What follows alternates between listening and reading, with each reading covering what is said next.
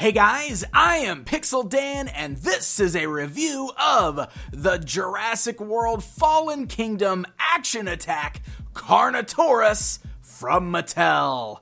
Continuing on with a look at several of the brand new dinosaur toys from Mattel's Jurassic World line, the Carnotaurus has always been one of my favorite dino designs, so it was definitely one that I wanted to pick up in the lineup, so let's take a look at it. As you can see, the Carnotaurus comes in that same style open box packaging we've seen for all of the other dinos in this line, which basically allows you to touch the figure and play with the action feature right there in the box, which it does point out on the packaging. So let's go ahead and just get this Carnotaurus right out of the box and get a good look at it.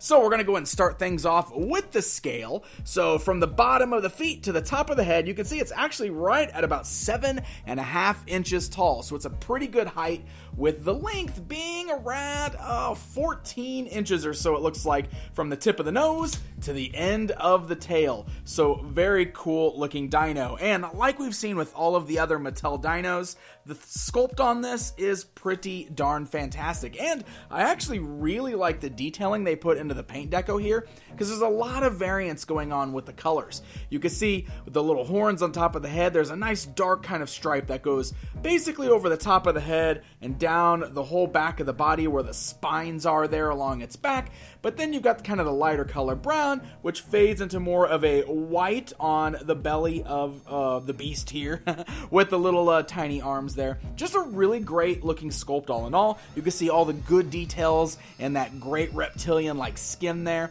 I think Mattel has really knocked it out of the park as far as just really good looking sculpts go for these new dinosaur toys.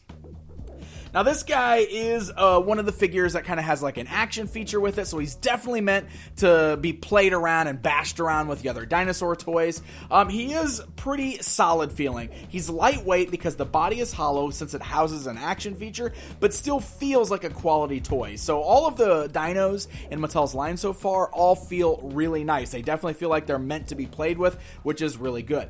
Now, as far as articulation goes, the head is part of the action feature, so this is almost not really an articulation point, so I'll show you that his action feature has to do with this little button on his back. So you can see there is a button. It's fairly well hidden because of the colors, but it's pretty standout-ish. I mean, you can see the little cutout there of the button. So when you press down that button, look at that. You get this really great kind of snapping feature where he juts his head forward and snaps his teeth. So pretty cool little feature there.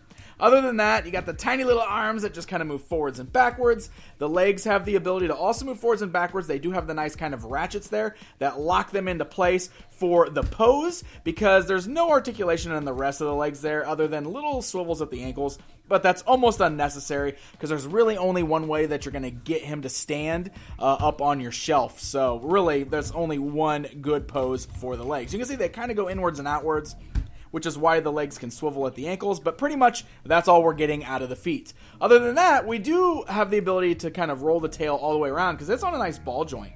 So look at that. We can actually swivel it and rock it all the way around. So that is pretty cool. So this is a pretty limited articulation figure because the whole point of this guy is absolutely the action feature there. So let's bring in some of our figures here. For scale purposes, we'll bring in Owen there.